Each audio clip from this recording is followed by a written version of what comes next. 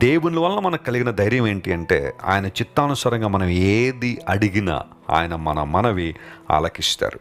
What ever you ask it shall be granted. ఎందుకోసం అంటే నువ్వు ఆయన చిత్తానుసారంగా అడుగుతున్నావు కాబట్టి.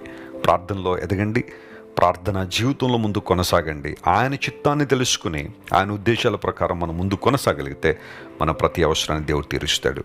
నేను కోరుకుంటున్నాను దేవుడు మీ జీవితంలో ఈ వాగ్దానం నెరవేర్చాలని. కన్ను మూసుకొని ప్రార్థన చేసుకుందాం. ప్రేమ గల తండ్రి, నీవు భయపడొద్దు, నువ్వు చెప్పిందంతా నీకు చేస్తాను అనే వాగ్దానం ఈరోజు మరి మాకు ఇచ్చారు. ప్రతి ఒక్కరిని వాగ్దానంతో మీరు ఆశీర్వదించండి ప్రభువా. వారు ఏదైతే అనుకుంటున్నారో, ఏ కార్యాలు జరగాలని కోరుకుంటున్నారో, నీ సన్నిధిలో ప్రాధేయపడుతున్నారో వారందరినీ మీరు ముట్టి బలపరిచి ఆశీర్వదించి అద్భుతాలు చేయండి. బలపరచండి ఆయన, నూతన కార్యరూపక్షం జరిగించండి. ఘనత మహిమ నీకే చెల్లిస్తూ యేసు నామం పేరట అడుగుచున్నాం తండ్రి. Amen, amen. God bless you dear friends. Have a wonderful day.